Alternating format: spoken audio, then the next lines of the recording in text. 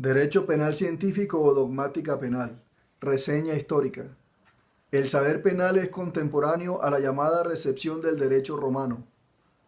El método jurídico fue desarrollado por los glosadores, luego por los posglosadores y los prácticos, y también por los autores liberales de la primera mitad del siglo XIX. Rudolf von Jhering lo planteó en el derecho privado y de allí pasó al resto del saber jurídico. Se trata de descomponer el texto legal en elementos simples, dogmas, por qué el interés no debe tocarlos, de allí su nombre, con lo que luego se procede a... Esto estaba entre paréntesis. Dice aquí dogmas, coma, por qué el intérprete no puede tocarlos, coma, de allí su nombre. Cierra paréntesis. Con lo que luego se procede a construir una teoría interpretativa que debe responder a tres reglas básicas: complejidad lógica, o sea, no ser interiormente contradictoria. Compatibilidad legal. Entonces dice aquí, son tres reglas básicas. Primero, completividad lógica, o sea que no ser interiormente contradictoria. Segundo, compatibilidad legal, o sea, no puede postular decisiones contrarias a la ley. Armonía jurídica o ley de la estética jurídica, según la cual debe ser simétrica, no artificiosa ni amanerada. Entonces, primero, completividad lógica, compatibilidad legal y armonía jurídica o ley de la estética jurídica. Esta última dice según la cual debe ser simétrica, no artificiosa ni amanerada.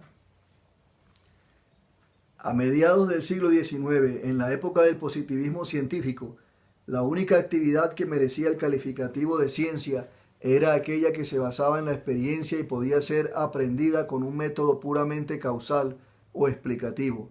Por ello, al derecho penal se le negaba el carácter de ciencia. Surgió así una nueva ciencia, la criminología,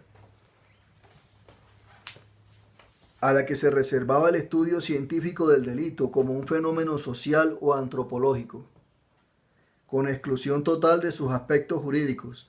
Como reacción surgió el positivismo jurídico, que prescindió de las dimensiones sociales y políticas del delito, desterrándolas de su ámbito y estudiando el delito exclusivamente desde el punto de vista jurídico con la ayuda de un método puramente jurídico.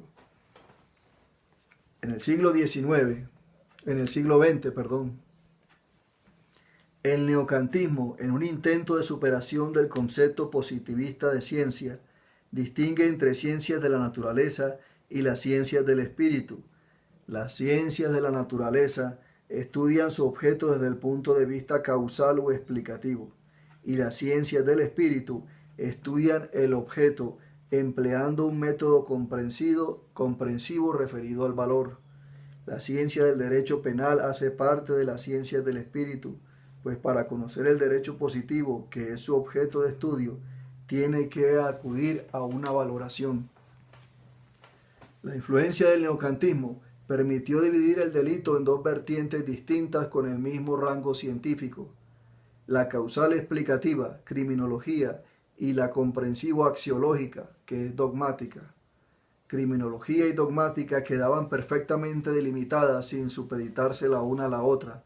Esta clarificación conceptual supuso al mismo tiempo una separación radical entre ambas formas de considerar el delito, la separación entre el ser y el valor, entre lo ontológico y lo axiológico.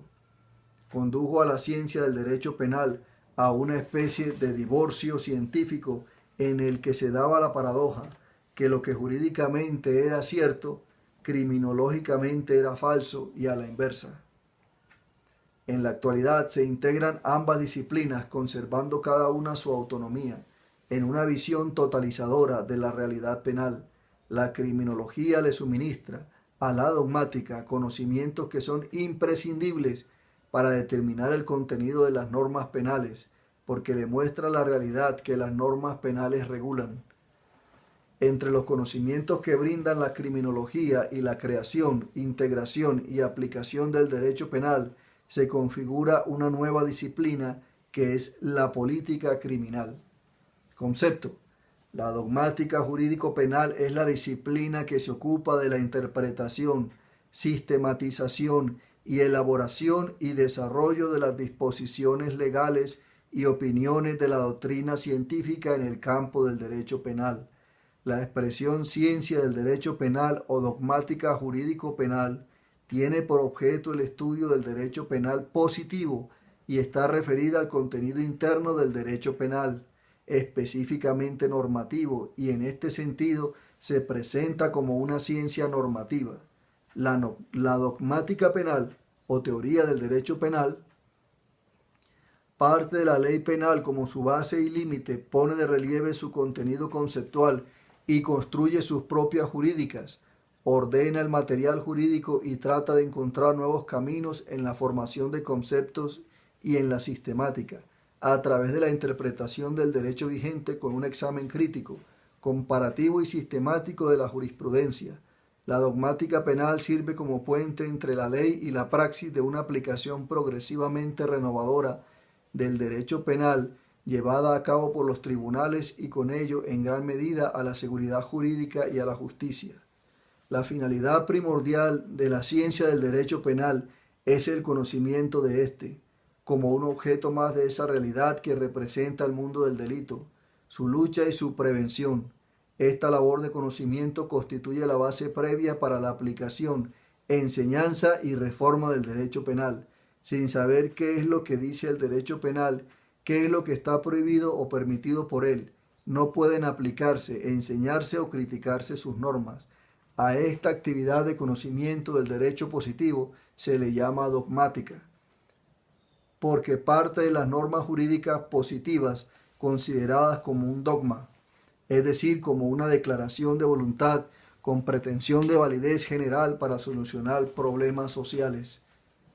La dogmática jurídico-penal, por tanto, trata de averiguar el contenido de las normas penales, sus presupuestos, sus consecuencias, de delimitar los hechos punibles de los impunes, de conocer en definitiva qué es lo que la voluntad general expresada en la ley quiere castigar y cómo quiere hacerlo. En este sentido, la dogmática jurídico-penal cumple una de las más importantes funciones que tiene encomendada la actividad jurídica en general de un Estado de derecho, la de garantizar los derechos fundamentales del individuo frente al poder arbitrario del Estado que, aunque se encuentra dentro de unos límites, necesita el control y de la seguridad de esos límites. La dogmática jurídico-penal se presenta así como una consecuencia del principio de intervención legalizada del poder punitivo estatal e igualmente como una conquista irreversible del pensamiento dogmático. Presupuesto científico del derecho penal. Toda disciplina, para ser reputada como ciencia, ha de reunir por lo menos 3 requisitos. Primero, debe tener un objeto propio. Segundo, debe tener un método adecuado para el conocimiento de ese objeto. Y tercero, debe darse verificabilidad de sus proposiciones. La ciencia del derecho penal cumple con tales exigencias. Veamos por qué. Debe tener un objeto propio, primero. El derecho penal tiene por objeto el derecho positivo, las normas jurídicas que, a diferencia de las leyes matemáticas o físicas, son producto de un consenso, por lo tanto las soluciones que ofrecen son discutibles. Es decir, la ley jurídica fue porque la gente se puso de acuerdo y dijo, bueno, vamos a hacerlo así o vamos a hacerlo asado. Eso puede variar, o sea, puede ajustarse a una realidad o puede estar entorpecida, etc. En cambio, las leyes matemáticas son más bien como descubrimientos. Las leyes físicas, naturales, matemáticas son descubrimientos y están en la naturaleza, son de alguna manera inmutables. En cambio, las leyes humanas simplemente es porque la gente se puso de acuerdo y vamos a hacerlo así. Como el comportamiento o la visión que se tiene de ese comportamiento cambia, entonces estas leyes también deben de cambiar. Esa es la diferencia entre las leyes humanas y las leyes de la naturaleza, que son orgánicas y cambiantes, las humanas. Segundo, debe tener un método adecuado para el conocimiento de ese objeto. El derecho penal tiene como método de estudio el método jurídico o dogmático, el cual se desarrolla en 3 momentos o fases interrelacionadas, a saber, la interpretación, la sistematización y la crítica del derecho positivo. Vamos a estudiar esas tres antes de continuar. Entonces, la interpretación. En ella el jurista selecciona los datos, normas de derecho positivo con las que va a trabajar. Interpreta las normas, lo cual comienza por lo gramatical y pasa luego a lo teleológico, o sea, los fines de la norma, cuáles son sus propósitos. Teleológico, tele es que va más allá. ¿Sí? Entonces, ¿hacia dónde quiere ir ese propósito? Esto es, se obtiene el significado y el alcance del texto normativo. Segundo, fase de sistematización. En ella se realiza una correlación de unas normas. Recordemos que habíamos dicho que para que un estudio sea considerado ciencia necesita tener un objeto propio de estudio y un método adecuado para el conocimiento de ese objeto. Dentro de ese segundo método adecuado para el conocimiento de ese objeto estamos viendo los tres componentes de ese método. El primero es la interpretación, el segundo es la fase de sistematización. En ella se realiza una correlación de unas normas con otras, se resaltan características generales de todas ellas, se elaboran categorías o conceptos generales. Es aquí donde se construye la auténtica ciencia del derecho penal, donde se elaboran teorías jurídicas del delito y de la pena, donde se obtienen los conceptos generales que permiten hablar de una ciencia más allá de la simple acumulación de normas penales. Fase crítica, tercero. Entonces recordemos, para que un estudio sea llamado científico debe de tener un objeto propio de estudio, un método adecuado para el conocimiento de ese objeto. Dentro de ese método adecuado para el conocimiento de ese objeto de estudio está dividido en tres: la interpretación, la fase de sistematización y aquí vamos a ver la tercera, la fase crítica. En esta se confrontan las normas, o sea, esas últimas tres, recordémoslas: interpretación, fase de sistematización y la fase crítica.